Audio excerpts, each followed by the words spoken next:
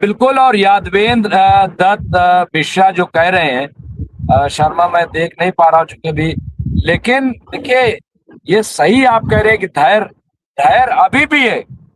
लेकिन सवाल ये है कि अगर स्टेट ऑफ होर्मुज में कोई ऐसी चीज आ जाती उधर से और कोई बड़ा फिर अटैक हो जाता, कुछ बोट्स ऑन ग्राउंड शुरू हो जाता, कि जब तशिये जनाजा हो रहा है तो क्या होता। इसलिए देखिए जो लोग वहां तैनात हैं, क्या उनको नहीं कि इस वक्त जो है जनाजा सड़क पे, लाखों करोड़ों लोग जो है सड़कों पे हैं, इस वक्त हमें क्या करना चाहिए। तो जाहिर सी बात है कि जो लोग जंग को फेस कर रहे हैं, ये बिल्कुल वैसे ही है जैसे हम क्रिकेट जब देखते हैं तो हमें लगता है कि ये ऐसे शॉट देना चाहिए था, करना चाहिए था, बिल्कुल। तो देखिए मैं आप सबकी जज्बात की कद्र करता हूँ, मैं भी ऐसे ही सोचता हूँ, लेकिन सवाल ये है कि तो वहां पे 14 लोग जो उनके मारे गए मिलिट्री के लोग, और भारी नुकसान भी हुआ है। ये जानबूझ के तो नुकसान नहीं कर रहे वो, और उन्हें पता था कि ये नुकसान होगा, लेकिन ये न करते तब भी वो नुकसान करते क्योंकि उनकी नीयत ठीक नहीं है। और प्रेशर है बहुत बड़ा ईरान पे, मैं आपको बता रहा हूं, प्रेशर है ईरान का। ईरान की आवाम वो कह रही है कि अमेरिका से बात बंद करो, बंद करो अमेरिका से बात, बंद करो इजराइल से बात। इन्हें सिर्फ हथियार की जबान आती है। और यही बात आपको याद होगा जब नए रहबर बने थे आयतुल्लाह मुश्तबा खामनाई, तो उन्होंने कहा था कि ये लोग सिर्फ हथियारों की जबान समझते हैं और मैं उनको ऐसा जवाब दूंगा। ये बात उन्होंने कही थी और उस पर अमल हो रहा है। अब्दुल वाहिद साहब, जिस तरह के हालात बन रहे हैं, लोग कह रहे हैं थर्ड वर्ल्ड वार की तरफ दुनिया जा रही है या, लेकिन क्या आपको लग रहा है कि अमेरिका वाकई जंग कर पाएगा? क्या उस हालत में, क्योंकि मिड टर्म चुनाव होना है और स्टेट ऑफ होर्मुज बंद हो गया है और इसके बंद होने से फिर वहां पे त्राइमा, या इसके पीछे तेल का खेल है कि फिर जब स्टोर कर लिया फिर महंगा बेचो, फिर मार्केट बढ़ाओ? तेल का खेल तो नहीं है इसके पीछे अमेरिका का? अमेरिका का सबसे बड़ा खेल तेल का ही है और बाकी चीजें प्राइमरी नहीं है। प्राइमरी उसका तेल का खेल है, बाकी सारी चीजें सेकेंडरी हैसियत रखती हैं। पहली बात तो यह है, क्योंकि उसको किसी से लेना देना नहीं है, कौन मुस्लिम है, सिख है, ईसाई है, क्या है। उसको चाहिए, उसका सिर्फ यही है कि भाई, मैंने कई बार बताया प्रोग्राम पे आपके कि जब जापान पर न्यूक्लियर अटैक किया था, क्या जापान मुस्लिम मुल्क था? वेनेजुएला के राष्ट्रपति को उठा लिया, क्या वेनेजुएला का राष्ट्रपति मुसलमान था? वियतनाम पे दसियों साल तक अमेरिका ने जंग मुसल्लत रखी, क्या वो मुसलमान देश था? तो कुल मिलाकर यह है कि जब ब्रॉड स्पेक्ट्रम में आप चीजों को देखते हैं उसमें, तो फिर ये चीजें आती हैं कि एक पूंजीवादी व्यवस्था है जो दुनिया के सारे रिसोर्सेज पर कंट्रोल करना चाहती है। तो सबसे पहली चीज तो यह है कि इनको ऑयल, गैस और जो भी नेचुरल रिसोर्सेज पूरे दुनिया में जहां कहीं है, सबसे पहले उसको अपने कंट्रोल में लेना है। पहली चीज ये है। दूसरा यह है कि उसकी एक टैक्टिस थी डोनाल्ड ट्रंप की कि व्हाइट हाउस के बारे में बहुत सारे एनालिस्ट का ये कहना है कि इस वक्त वो अमेरिका के सदर का घर नहीं है, बल्कि वो एक बिजनेस एंटिटी है, एक ट्रेड ऑफिस है, एक कॉर्पोरेट ऑफिस बन गया है वो, जहां पे बिजनेस डील होती है। कब शेयर मार्केट चढ़ेगा, कब उतरेगा, कितना प्रॉफिट होगा डोनाल्ड ट्रंप की कंपनीज को या उसके जितने एलाइज हैं, कितने कॉर्पोरेट घराने हैं, कितना प्रॉफिट लॉस होगा, ये सारी की सारी चीजें। तो इस वक्त व्हाइट हाउस, माफ कीजिएगा, अमेरिका के राष्ट्रपति की सरकारी रिहाइश गाह के बजाय एक कॉर्पोरेट ऑफिस में तब्दील हो चुका है।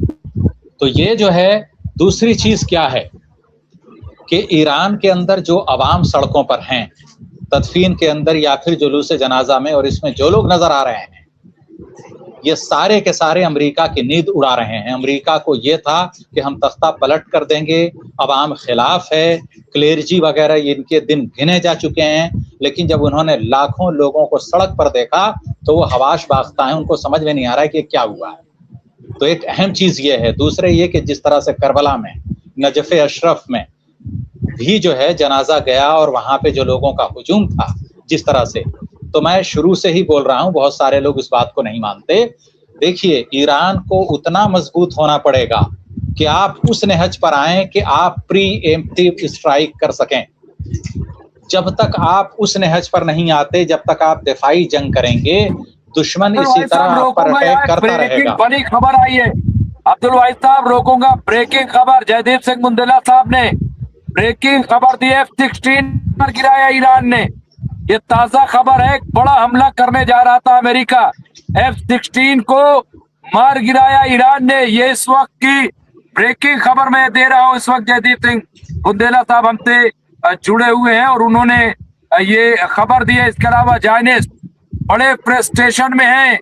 ये कह रहे हैं जयदीप सिंह बुंदेला साहब की बहुत बड़ा फ्रस्ट्रेशन है कि आखिर ये हुआ क्या। 3 करोड़ लोग कैसे पहुंच गए ईरान, कैसे 100 से ज्यादा देश ईरान की हिमायत में खड़े हो गए, जिसमें हिंदुस्तान भी शामिल हो गए। ये हुआ, ये फ्रस्ट्रेशन है और ये फ्रस्ट्रेशन का नतीजा है। जी अब्दुल भाई साहब कंप्लीट करें। सिर्फ एक F-16 नहीं मारा गया है, तकरीबन 6 से 7 ड्रोन भी अमेरिका के ईरान ने शूट डाउन किए हैं पिछले 10-12 घंटे के अंदर। इस तरह की भी रिपोर्ट्स हैं। आज at the break of dawn, यानी बिल्कुल अर्ली मॉर्निंग, जो है तुलुए आफ्ताब से बहुत पहले, फजर के वक्त से ही पहले, एक मेजर स्ट्राइक की प्लानिंग थी खार्क जजीरे पर। उसको जो है ईरान ने रोका है और कामयाबी के साथ जवाब दिया है। तो उसमें बहुत सारे निशाने चूके हैं और बहुत सारे मछुआरे जो हैं, माहीगीर, इनकी कश्तियों पर जो है कुछ जो है उसके जो है मिसाइल वगैरह या फिर कुछ जो है जिसको हम बोलते हैं पेलोड वगैरह, वो सब गिरा के अमेरिका के फाइटर जेट भागे हैं। तो इस तरह की भी रिपोर्ट्स हैं, लेकिन ये 10-12 घंटे पहले की है रिपोर्ट, लेकिन ईरान ने बिल्कुल किया है ये। अब तक की कुछ अनकन्फर्म्ड रिपोर्ट्स हैं कि तकरीबन 2 या 3 अमेरिका के फाइटर जेट मारे गए हैं और तकरीबन 7 या 8 के आसपास UAV, अनमेन्ड एरियल व्हीकल, यानी जिसको आप ड्रोन कहिए कुछ और बोलिए, उनको भी ईरान ने डिस्ट्रॉय किया है। तो ये जो है बहुत बड़ी साजिश थी है। जी लेकिन F-16 को मार गिराना ये सबसे बड़ी एक डेवलपमेंट है, क्योंकि F-16 को जो है जी अभी सीरिया में जब बशार अल असद थे तो तकरीबन 4-5 साल पहले। जी बताएं। एक ये रेशमालू खबर थी। एक और बड़ी खबर ये आ रही है, ईरान जवाब देने के लिए तैयार है। ये इस वक्त बड़ी खबर आ रही है, IRGC की तरफ से कहा गया है कि हम भरपूर जवाब देंगे और हमने कार्रवाई शुरू कर दी है। तो ये इस वक्त की बड़ी अपडेट हम देख रहे हैं कि किस तरह से ईरान जो है वो अब जवाब देने के लिए पूरी तरह से तैयार है। अब्दुल वाहिद साहब कह रहा है कि हम बिल्कुल इस वक्त ऐसा है। जी आपकी बात ठीक है। बहुत सारे तजिया निगारों की आज मैंने दिन भर जो है खंगाला है कि उनकी राय क्या है। इवन वॉल स्ट्रीट जर्नल के अंदर आज एक आर्टिकल पब्लिश हुआ है जिसके अंदर डोनाल्ड ट्रंप के इस एग्रेशन के बारे में बताया गया है कि ये जो है एक इमेच्योर एक्शन है, इसको बालिग नजरी नहीं कहा जा सकता, क्योंकि इससे फर्दर एस्केलेशन होगा और जो है पूरे रीजन पर ही नहीं, ग्लोबल इम्प्लीकेशंस होंगे इसके। तो जब बातचीत ही मसले का हल है तो फिर फर्दर इसको एस्केलेट डोनाल्ड ट्रंप किस लिए कर रहे हैं? क्या ट्रंप ने इरादा कर लिया है कि अब ईरान से कभी बातचीत होगी नहीं? तो अगर बातचीत ही करनी है तो फिर इतना एस्केलेशन करने की जरूरत नहीं थी, अगर आपको डायलॉग टेबल पे फ्यूचर में आना है तो। दूसरी सबसे बड़ी चीज ये है कि इस फ्यूनरल के उसमें कम से कम कुछ इंसानी चीज होती है कि भाई कम से कम आप उस वक्त तक रुकते। लेकिन आप देखिए कि आज जिस तरह से पुलों को निशाना बनाया गया, अवामी मकामात को टारगेट किया, और सबसे अहम चीज ये है कि रशिया, चाइना और ईरान को जोड़ने वाला वो जो रेलवे ट्रैक है, फ्रेट कॉरिडोर, जो उसको जो है टारगेट किया है अमेरिका ने आज। तो क्या आपको लगता है कि चीन और रूस खामोश रहेंगे? वो जो है जिसको हम बोलते हैं north south corridor, one belt and road initiative OBR, और जो है BRI, तो चाइना का जो BRI जो है प्रोजेक्ट है। एक सेकंड के लिए रोकूंगा। दो अपडेट है। एक तो ये यादवेंद्र मिश्रा लिख रहे हैं कि अब तक 24 ड्रोन और प्लेन जेट गिराए गए हैं 24। और ये बहुत बड़ी कामयाबी, बहुत बड़ी ईरान कामयाबी। दूसरी बड़ी कामयाबी है कि अमेरिकी नाकाबंदी के बावजूद ईरान ने 10 मिलियन लीटर जो है बैरल तेल जो है वो सप्लाई किया है, निर्यात किया है इस दौरान। ये ईरान लगातार अपनी ताकत का मुजाहरा कर रहा है। और अब्दुल भाई साहब, सबसे बड़ी चीज ये, जो हम लोग ये कहते थे भाई एयर डिफेंस सिस्टम नहीं है, ईरान तो बिल्कुल कमजोर है, यानी आप ये देखिए कि एक तरफ पूरी तवज्जो जनाजे की तरफ, लेकिन दूसरी तरफ IRGC की तवज्जो जंग की तरफ। ये कितना तालमेल, और एक आदमी भी शिकायत करता हुआ नजर नहीं आ रहा है, न कोई डेलीगेशन ने शिकायत किया। अब्दुल भाई साहब, फिर मैं आता हूँ फिरोज बख्त साहब पर। देखिए, ऐसा है कि डेलीगेशन या जो भी है, शिकायत उस वक्त होती है जब आप अमेरिका के बिल्कुल पैरेलल ताकत हों और आप मुकाबिला करें। ईरान और अमेरिका का कोई मुकाबिला नहीं है। अमेरिका एक फुल्ली डिक्लेयर्ड न्यूक्लियर पावर ही नहीं, वर्ल्ड का सुपर पावर है। तो ईरान की आवाम को, ईरान को जो लोग जानते हैं, चाहे रूस हो, चीन हो या जितने ममालिक हैं, जो भी ईरान के हैं, उनको भी ग्राउंड रियलिटीज मालूम है। लेकिन असल चीज जो ईरान ने पेश की है वो क्या है कि ठीक है हमारे पास उतनी ताकत नहीं है, लेकिन जितनी ताकत है हम अमेरिका के सामने सर नहीं झुकाएंगे, हम हिम्मत और हौसले के साथ डटेंगे, मुकाबिला करेंगे। तो ये जो है चीज, इसने जो है दुनिया के अंदर एक नया डिस्कोर्स शुरू किया है, एक नई जो है बहस शुरू हुई है, एक जो है मुकालमा शुरू हुआ है कि भाई क्या जो है अमेरिका या इस तरह के वर्ल्ड पावर्स को, जो दुनिया के पुलिसमैन हैं, इस तरह की दादागिरी दिखा रहे हैं, क्या इनका मुकाबला किया जा सकता है या नहीं। तो ईरान ने दिखाई है रहा कि मुकाबला किया जा सकता है, बशर्ते कि आप अपने अज़्म और हौसले को और हिम्मत को बरकरार रखते हुए मैदान में आएं और मुकाबला करें। तो इस वक्त जो है सूरत हाल ये है। तो ये अमेरिका जो कुछ कर रहा है ये काफ़ी हद तक फ्रस्ट्रेशन है। दूसरा ये है कि कई बार एक बड़े गुंडे को लगता है कि यार गली के छोटे छोटे लोग मुझे धमका रहे हैं, मैं अभी सबक सिखाता हूँ। तो ये एक जो है उसी तरह का एक एरोगेंस है डोनाल्ड ट्रंप का, जो वो ईरान के अंदर दिखा रहा है। जी बिल्कुल। और ये एक और बड़ी खबर रेशमा बानो ने दिया है कि बूट्स ऑन ग्राउंड की तैयारी है। बूट्स ऑन, फिरोज बख्त साहब, ये बूट्स ऑन ग्राउंड क्या पॉसिबल है क्या?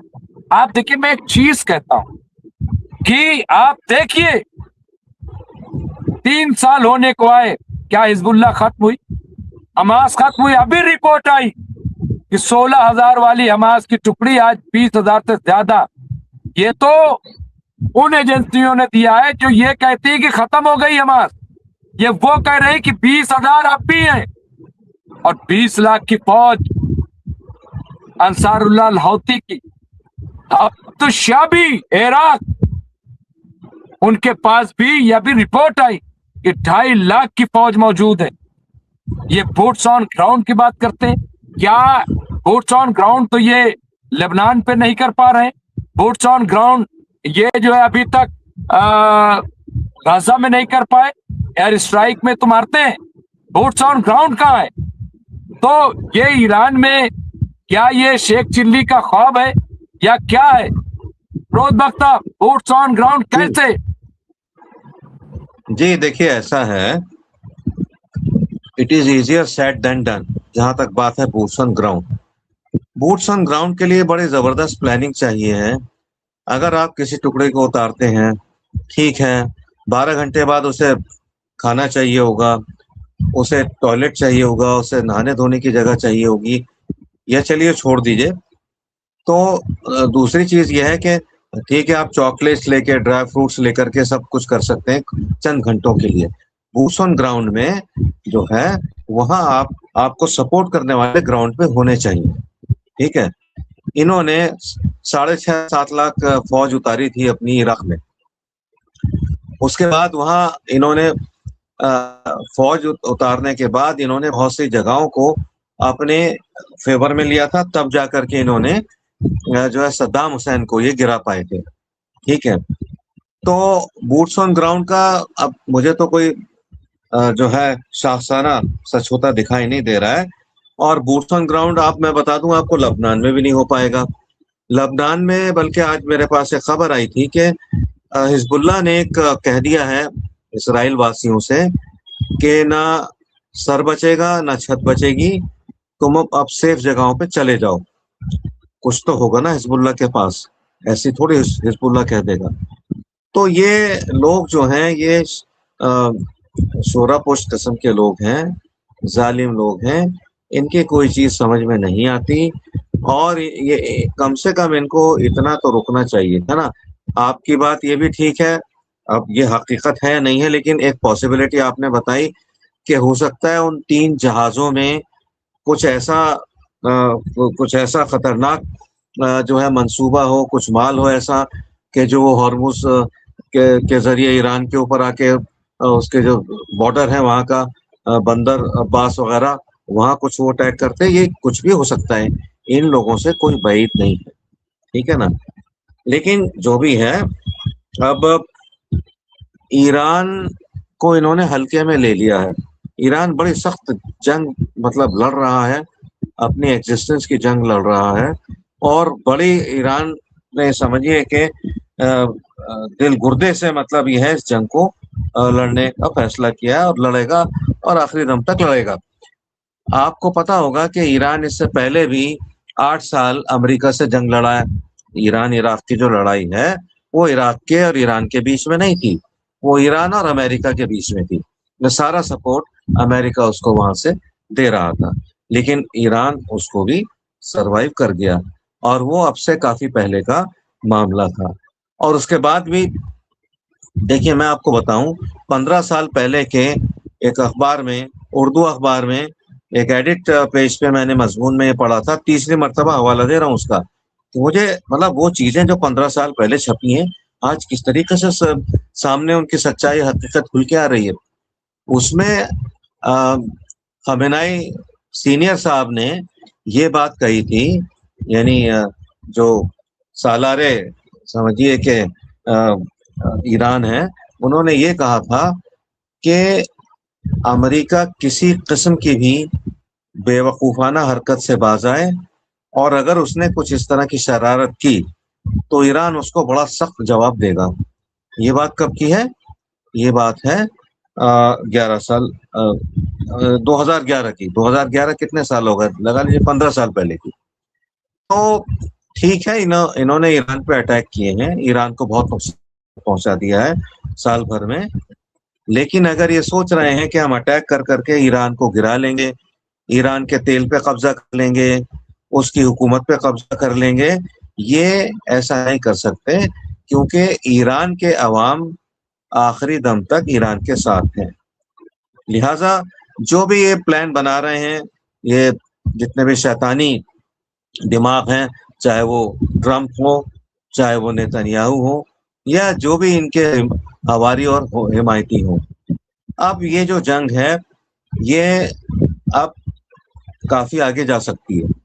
तीसरी जंग अजीम बने ना बने, इसका तो हम कुछ नहीं कह सकते, ना हाँ कह सकते ना ना कह सकते।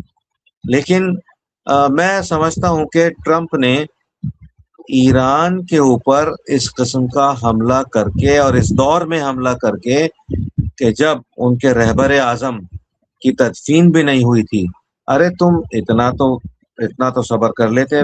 चलो मान लिया ईरान ने उन जहाजों पर हमला किया, उसने भी तदफीन से पहले हमला किया, कोई वजह तो एक थी और ना, बड़ी उसने खबर आ हमला रही है, किया, फिरोज तुम साहब रोको सब्र दो यहाँ पे। सब्र बड़ी कर खबर लेते। ये जी है जी। कि ईरान ने, एक मिनट, बड़ी खबर ये है कि ईरान ने थॉड और पैट्रियट जो एयर डिफेंस सिस्टम थे उसे तबाह कर दिया है।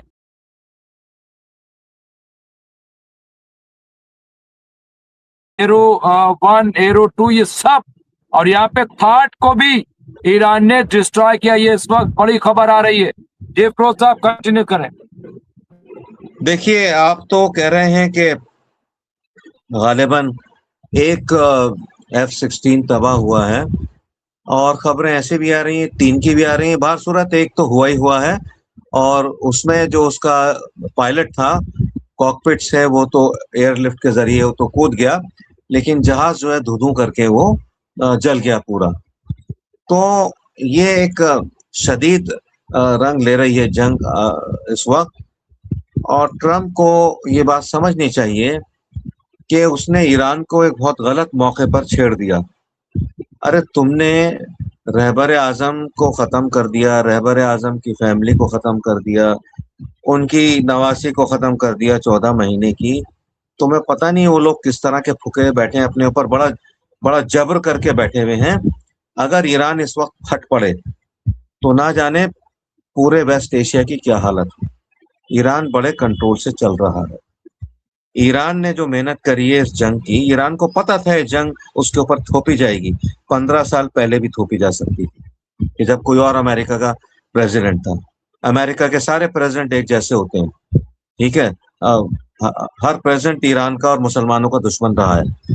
तो मेरे कहने का मकसद ये है कि ठीक है, जो होना था वो हो गया, लेकिन ये लोग जो हैं ये भरोसे के काबिल नहीं है। ये जो मतलब ये बात कही जा रही है, जो मैंने भी एक बात कही थी, किसी की सुन के कहीं से मेरे पास बात आई थी कि ईरान इसको 60 दिन तक खींचता, 70-75 दिन तक खींचता। ईरान तो इसको खींचता 1 साल तक। लेकिन ये जो लोग हैं, ये काजिब और जालिम लोग हैं। ये तो ऐसा नहीं, इन्होंने 5वीं मर्तबा ईरान को धोखा दिया। अब यह है कि सख्त जंग होगी, उसमें कौन कौन काम में आता है ये तो ओनली टाइम विल टेल। ठीक है, देखते हैं अब क्या है। अभी तो यह है कि आज की रात भी बड़ी खतरनाक है। और ईरान जो है अपनी जानिब से एक जैसे शेर को जख्मी कर दिया जाता है ना, तो शेर बड़ा जबरदस्त फिर छलांग मारता है।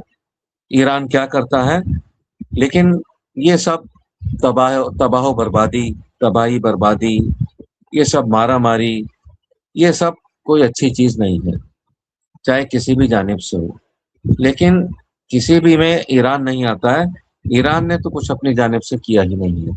ईरान तो इन जलील लोगों को भुगत रहा है, इन कमबख्त लोगों के अटैक्स को जो है झेल रहा है और झेलेगा। और झेलने के बाद और जवाब देगा। और उम्मीद ऐसी की जाती है कि एक ऐसा जवाब देगा जो अब तक ईरान ने आज तक नहीं दिया है। और पूरी पब्लिक उसकी, अभी आपने भी कहा और ये बात सच्ची है कि पब्लिक कहती है हमें कोई डील नहीं चाहिए,